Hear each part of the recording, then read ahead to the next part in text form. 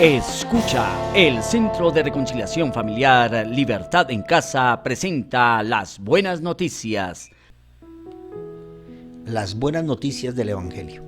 Cada día estamos transmitiendo un mensaje corto que nos permite ir conociendo el plan original de Dios para la vida en esta tierra. El Señor, en uno de sus discursos en Jerusalén, dijo: vengan a mí todos ustedes, los agotados de tanto trabajar, que yo los haré descansar. Lleven mi yugo sobre ustedes y aprendan de mí, que soy manso y humilde de corazón, y hallarán descanso para su alma, porque mi yugo es fácil y mi carga es liviana. Eso lo podemos ver en Mateo, el capítulo 11, versos 28 al 30. El Evangelio del Reino no consiste en el establecimiento físico de un lugar donde reina Dios. No es un sitio, no es un país, no es una nación, no es un lugar. Cuando los fariseos le preguntaron cuándo había de venir el reino de Dios, él les respondió: el reino de Dios no vendrá con advertencia, ni se dirá aquí está o allí está, porque el reino de Dios está entre ustedes. Eso nos lo cuenta Lucas, capítulo 17. Qué importante comprender estos versículos. El mensaje es que el reino de los cielos se ha acercado. Ese es el mensaje que trajo el Mesías y que durante toda la lectura de los 4 libros escritos por los evangelistas y las cartas de Pablo y de Pedro y de Juan y de Lucas en Hechos de los Apóstoles y de Judas, y nos van a venir transmitiendo: el reino de Dios se ha acercado. Sin embargo, los religiosos de la época, como muchos de ahora, preguntan: ¿dónde está? ¿Cuándo lo veremos? Y la respuesta que el Señor utilizó en griego es entos, que significa dentro.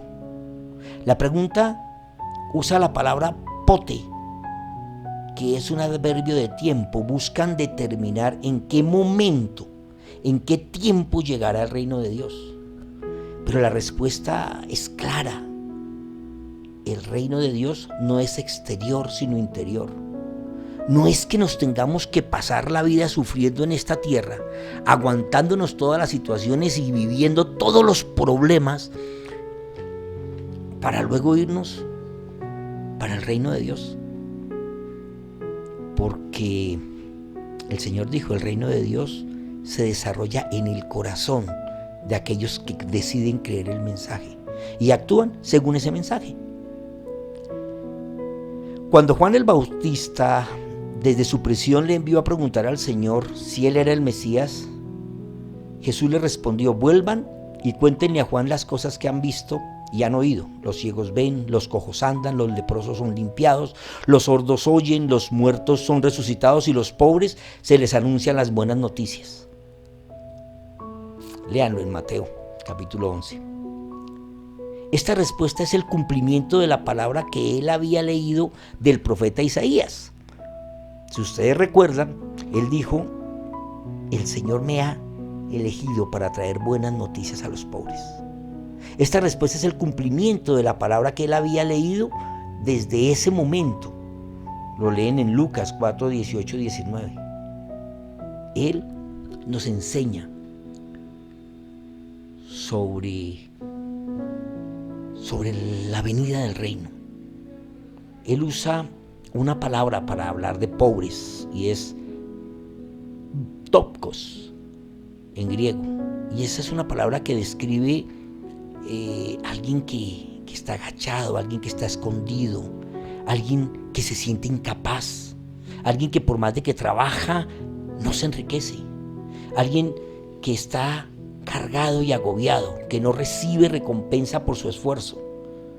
Metafóricamente se refiere al que hace y hace actos religiosos y no consigue nada.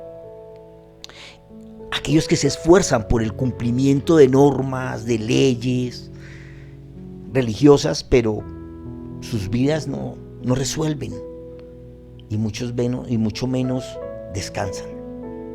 a todos los que buscan el gobierno de Dios mediante la práctica de la religión. Él está hablando de eso, pero Él está diciendo, vengan a mí, rindan su corazón para hacer la voluntad del Padre.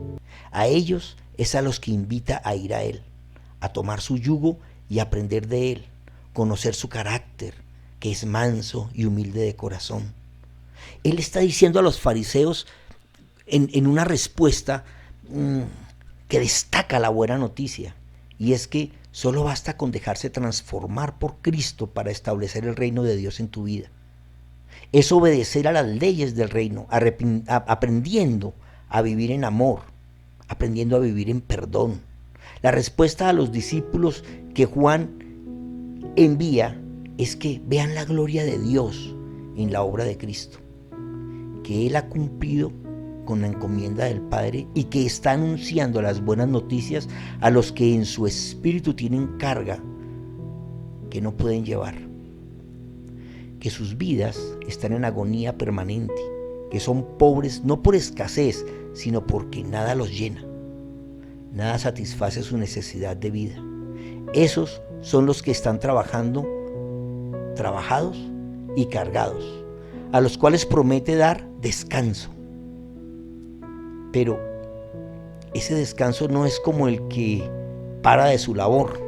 Él no está hablando de eso. Él usa la palabra anapauo, que se refiere a ese descanso como el que se recrea en su tarea, como el que hace su trabajo gozoso, descansado, como el que adora de corazón y goza con la adoración, no como el que tiene el compromiso de cumplir, de ir y hacer lo que la religión exige, sino como el que lo hace descansado, como el que lo hace agradado.